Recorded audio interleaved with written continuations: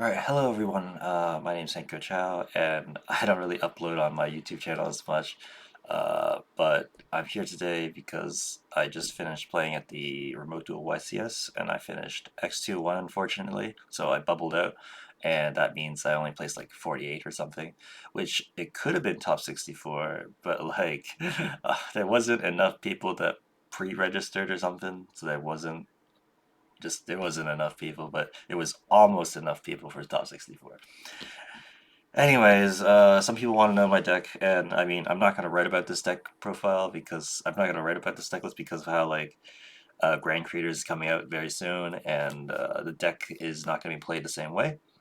I just chose to play this deck because of how, even though I have Sword Soul Tenyi and all these other decks, it's like this is like not only like my favorite deck to play this format when it does go off, but like it has like some niche anti-meta options because of how like it plays around like the more popular hand traps and what's it called? Like it plays around like popular hand traps, and I didn't want to lose the Sky Strikers as badly with other decks. Like Sky Strikers do exist, and they just can cheese out wins. So I wanted to play a deck that has sometimes has a good matchup. So yeah. But before I go into the deck profile, I want to talk about what I've been doing. I have been writing TCG Player articles on TCG Player Infinite.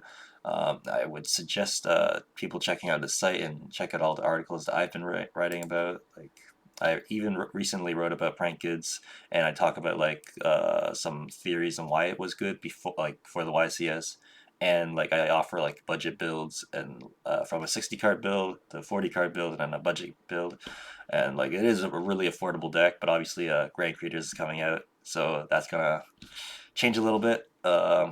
Anyways, like feel free to check that out as well as other articles my co-writers have been writing about, and yeah. I've also been streaming on Twitch, so please check out twitch.tv/ttv Hanko Chow. I sometimes stream like playing Yu-Gi-Oh or like playing Apex or whatever, just whatever I feel like. But if I can get more followers, then I feel more motivated to like do something about it. So yeah. But yeah, without further ado, I guess I'll just get into it. Let me just actually I'll leave that up. Yeah.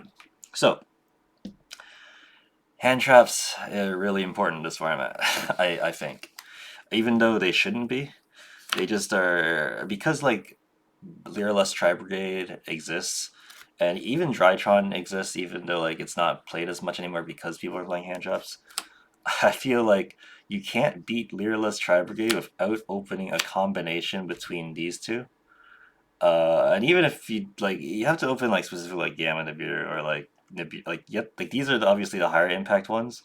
These are kind of like lower impacts, but like I was kind of leaning away from Valor because people were leaning more towards like triple tactics and stuff, and like Circle of Tenyi, like just yeah, like oh yeah, these cards are also just also pretty good against Sword Soul, like generically. Like if I was more leaning towards specifically those two decks, then I probably would have like main deck Lancia as well. But like I didn't want to have the hand traps that weren't good against like generic matchups. You know what I mean? So like these were just like the most generically good besides like Nibiru, but like even then like it comes up a lot. And like with this deck, because you have access to like Prankins Roxy's where you can like put away a card to draw a new card, like it sometimes doesn't matter if you like play something that's slightly not generic. So anyways, I felt like if you can draw a combination of between these two, you have a chance to play against like Bird Up and stuff, or even like Sword Soul. Especially because of how hard it is to interact with Long One. Long One, like either like we'll always like summon Baron or Chunling, but like usually will be Baron because like Ashuna is not really that good of a card because you know it locks you into worms or something. So because of how hard it is to interact with Long One, I feel like you had to either play like double effect negation against him or like especially like Imperm. Like Imperm's like a chalice, so it's really nice.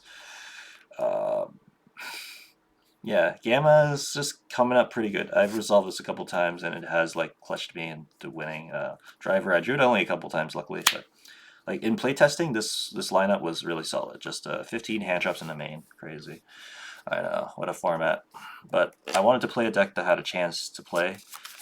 Even though I do brick for some reason a lot. Like I swear in my playtesting at locals and stuff, I don't brick as much. I've been doing well, so I was like, oh, this should be fine.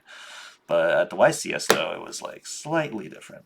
Um, but yeah, I was going to play between like a hand trap deck or like a trap deck like Eldritch DPE or like Eldritch with the Cyberus engine stuff, but like that deck just felt like it wasn't as good going second sometimes, or like against like Drytrons and stuff. Like it felt like this deck was slightly safer to play because it has the room for hand traps and or generic cards, to be honest.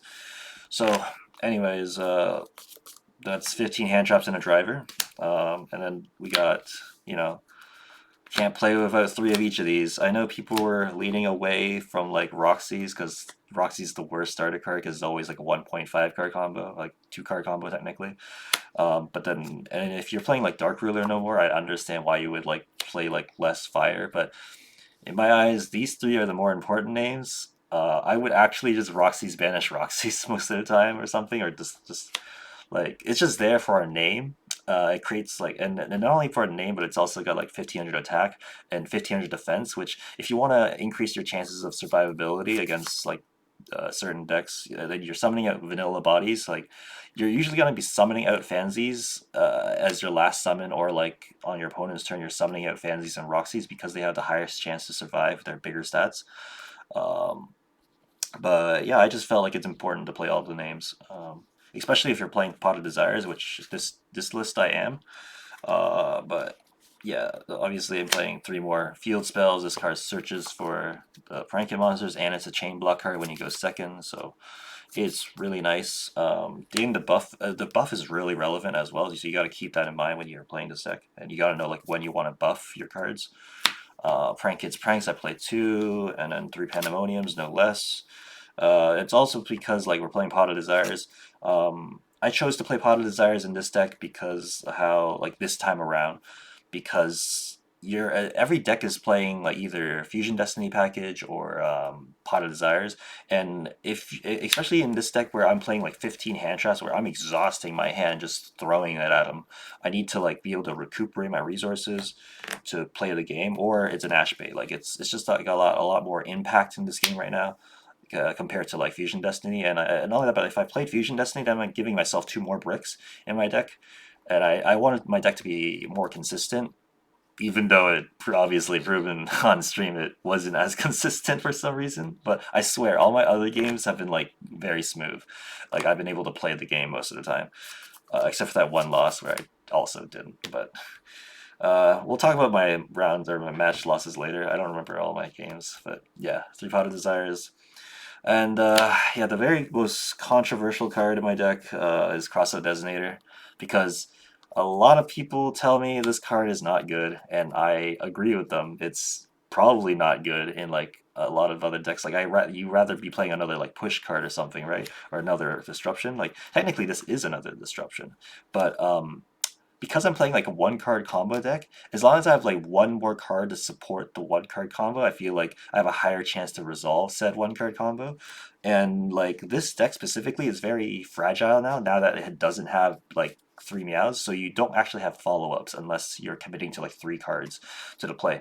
So that's probably why I really was leaning towards Crossout Designator, because how every single time I drew Crossout Designator plus a prank kit name, I felt safe. I felt like I could play the game and not care. But then if they ask me, that I have to play this, and then I have to play around the beer. And it's like, sure, at least I got to play the game. Like, not being able to play the game is the worst part. Um, and like I said, I wouldn't even use this against like Imperm or Ash Blossom, or sorry, Imperm or Veiler against my Doodlebird, because I know I can play through it with, I can at least like search Pandemonium by sending it to Fansies and adding it back. So like I would only hold this for like specifically like Nibiru or Ash Blossom, and I would side this card out every single time I go second. Um, so like this card was necessary in my opinion. It's just necessary to play the game because of how it just like free insurance kind of. And I know it takes up space in your deck, but if I was playing hand traps already, then it's like yeah, it was like I might as well. And I don't feel like this was incorrect in my defense. Um, anyways, then like Broken card, I know. Everyone hates this card, but you gotta play it if you want to win. And like, I mean that one game on this feature match, yeah, it was pretty cringe because like this was all I had. But like, okay, so once I play this up, okay, I'm gonna talk about the feature match for a moment. If you guys remember, it was like he had Raijin out, and he played very conservatively. My hand was an instant fusion, Roxy's, and then I added him back. Like I added Roxy's and Pranks in my hand, and my other cards in my hand were it was a Gamma and a Biru. So he only played into like one, two, three, four summons with the Raijin as his fourth summon. So I couldn't like Nibiru him. So I was just like, oh yeah, then my last card was actually Mystic Mine, right? And I drew for turn. I just like, okay, well, I guess I'll Mystic Mine. And if I play two monsters, then I lose because the Raijin will flip the face down. I didn't have Pandemonium at the time, so I had to keep playing the game. And then once he set more cards, then I realized that the only way I can reset neutral is if I have all three names of like fire, water, and wind and Pandemonium, so I can Butler while he's stuck under mine and nuke all his board and like play my field spell and reset neutral. But I drew Fansies, another Fansies, a Roxy's, and I finally drew like Fire, and then I had to recycle the draw, and I draw another Fansies. I just never drew Dropsies in that game. And if I drew the third color, then I would have been able to like make a push because I knew that like if he's like playing the game for this long, he probably has an out. So like I had to like figure out the safest way to reset neutral, and I just didn't draw it before he drew MST, so that was unfortunate. Anyways, like yeah, it just felt like this in combination with any hand trap usually will get you either a way to play the game with a prank kid after that, or like you're able to mine like a bird up deck or something. I know this card is not that good against Sword Soul because they have like Sword Soul Blackout. But the Sword Soul Tenyi build only plays like one Blackout. So I actually have been resolving this a lot and then sticking on the field because they only played one Blackout. Like obviously against like the Sword Soul DPE deck, it wouldn't be that good, but that deck isn't being played. It's just everyone's leaning towards Sword Soul Tenyi because it's more affordable and it's better. So like yeah, it was a no-brainer, right? Anyway, I enjoyed Sword Soul TP, though it was like simple, but it's not really that. I know it's not really that impactful. Anyways, these are my last slots. Instant Fusion, you know, Soul Charge, Rocket Ride, blah blah blah. I know this card is like slightly controversial, but because I'm siding Artifact Lancia as well, I felt like this card was good because it not only was like extender, quote unquote, but it also was a gets you back Lancia, and Lancia is really good this format. So yeah, and obviously in that game I played Monster Reborn, bring back Fleur de Lis, and just kept attacking with freaking, just kept attacking, and then I was like, wow, I won, crazy. I'm playing Monster Reborn Turbo apparently.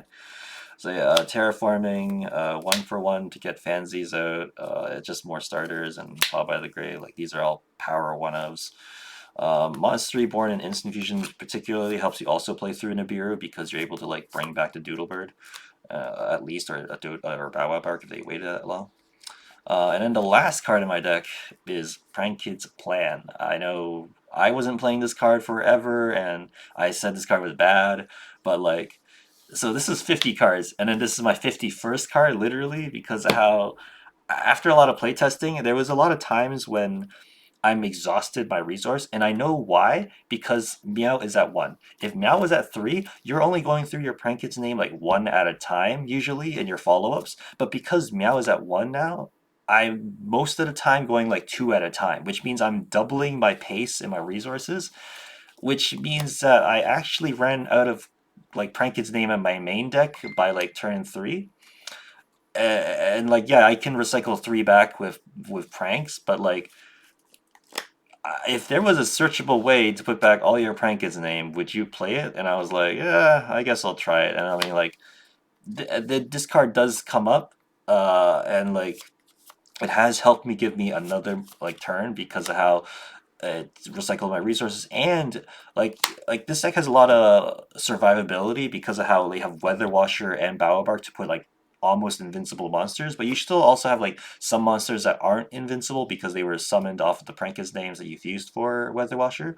And like if my plan can put back like X number of cards to reduce the attack of my opponent's monster that makes it so they can't beat over those monsters that can be destroyed in battle, then like that's a protection effect. And if they actually waste a resource to get rid of this, then like I made them waste the resource. So like I felt like this card was safe to play as a one of, but like I know it's arguable that it's incorrect, but like I don't know. I just felt like this was it was a good idea at the time. It's there's only two bad cards in my deck, like just plan and driver, and everything else is like pretty decent. So yeah, that's the main deck. Just like pranky cards, good cards, and hand traps. Like 51 cards. I know it's like crazy. Why didn't I just go for 60 or why didn't I just play 40? Well, I played those builds, and then the problem with the 40 card build was that it was missing a lot of impactful cards, and even if I like, it was just not enough room to play all these good cards I could be playing. And not only that, but like especially with Pot of Desires, like I don't want to play Pot of Desires in a 40 card deck because I know for sure I'm going to banish 2 Pandemoniums or 3 Pandemoniums, and it has happened to me. I played this card in a 40 card deck, I banished 3 Pandemoniums, and I almost lost, but I somehow won because of Mystic Mine and pranks.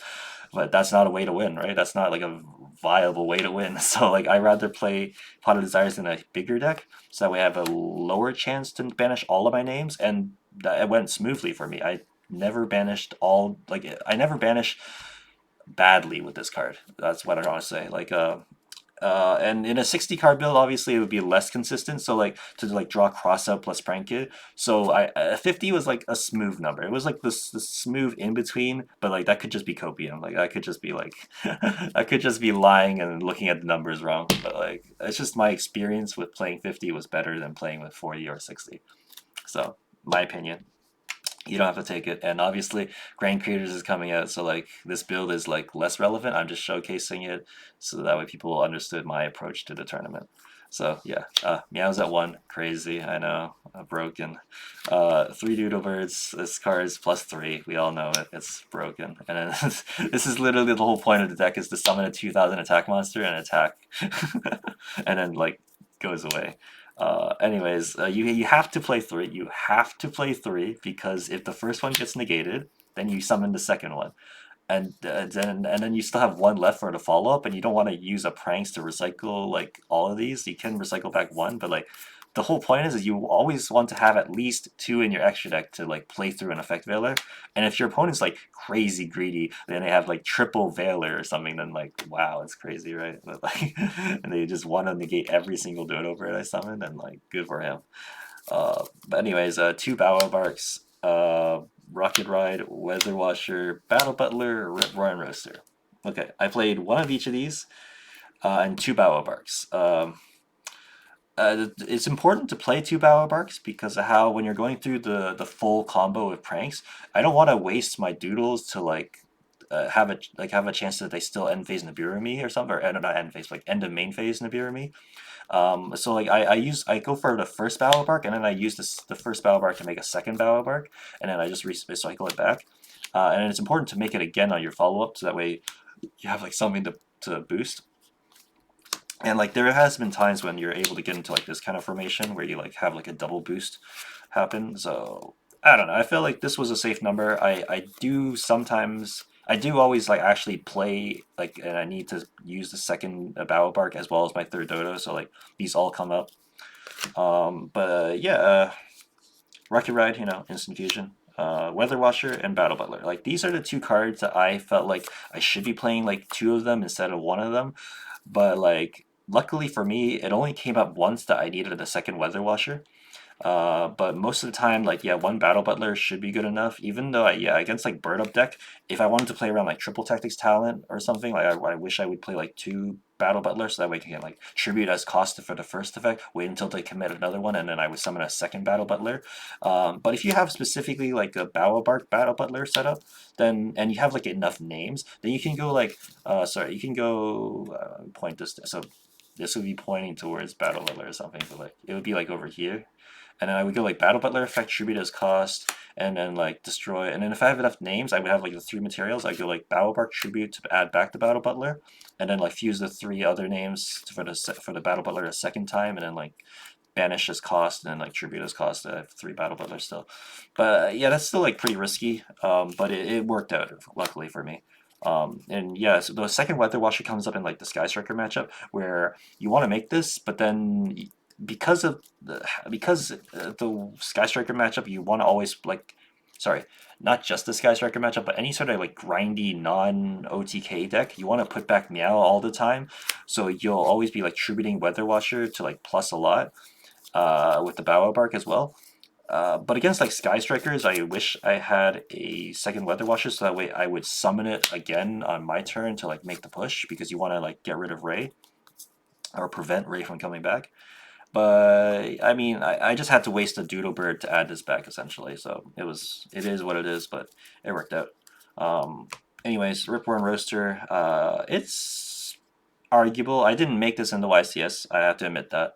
But in playtesting, I have made this card like because like pendulums were being hyped and like trap eldritch decks were being hyped. So like turn 1, I can make this with like either in a 1-card combo, no follow up, but like in a 2-card combo, then you can have like a potentially a follow up, and then like this just blows them out. So it was included, and not only like it's like Dogmatica Maximus exists, so like this kind of like you put this with Totally Awesome and you like put them back or something. So yeah, and then Rocket Ride. Yeah. Next are like the 5 non-Pranked cards. Totally Awesome, you can't play without this card at the moment because of how you can make this as a follow-up, and you essentially like you don't win, but you have more cards than your opponent, and this card is really high quality.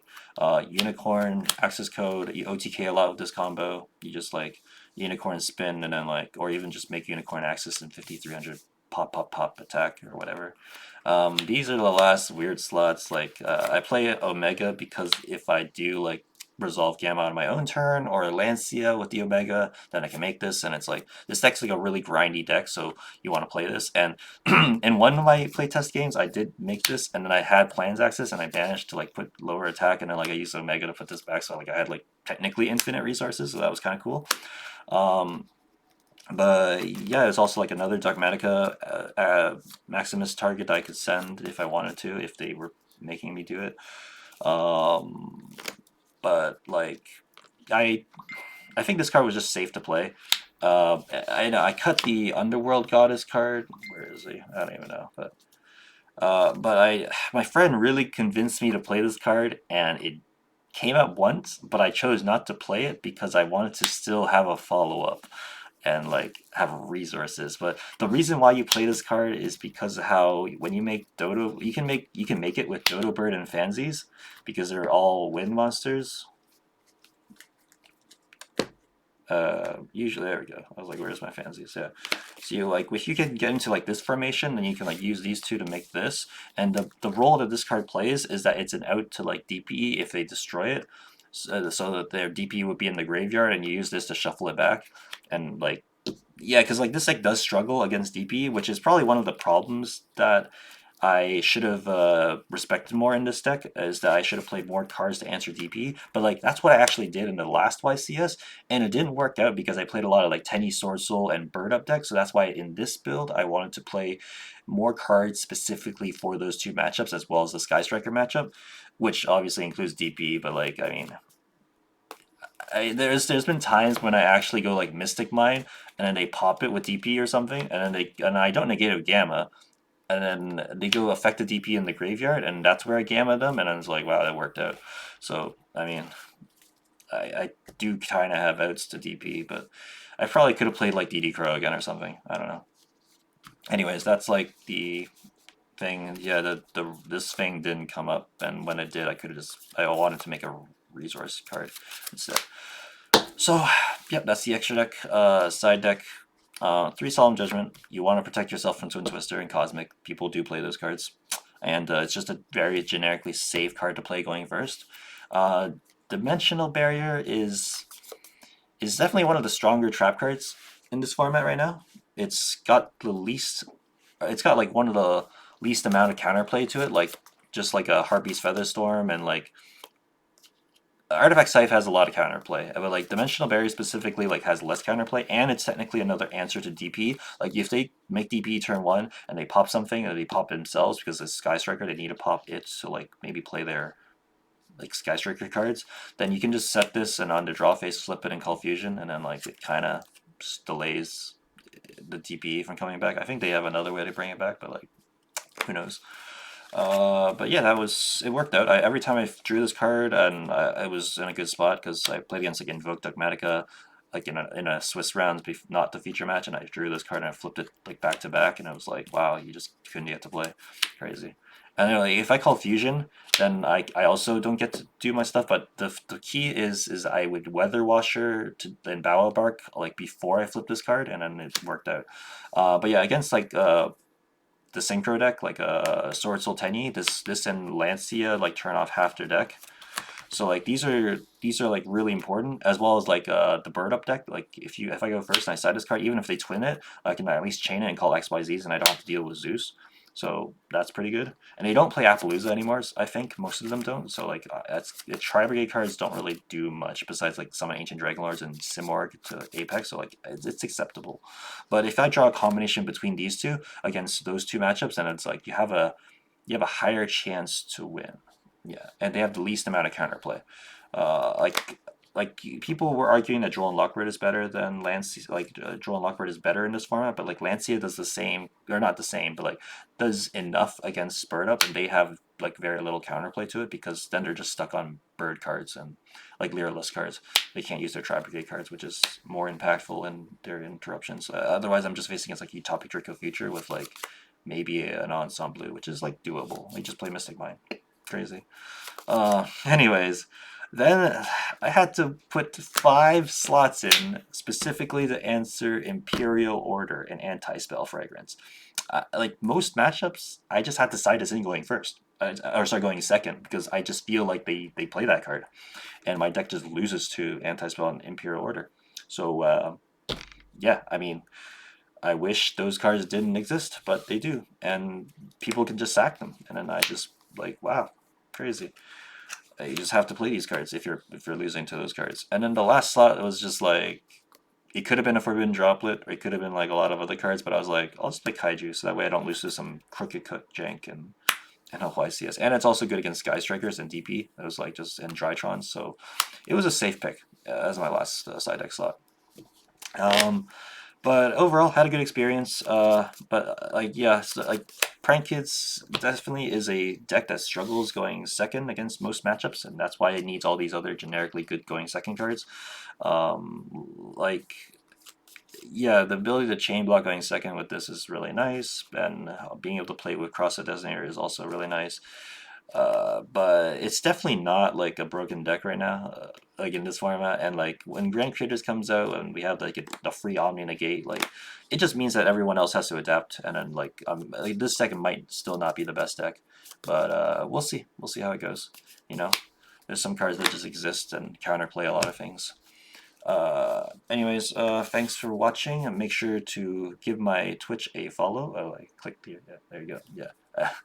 And also, please take a look again at my TCG Player Infinite Articles, as well as articles written by my other co-writers. I appreciate that. And yeah, thanks for watching.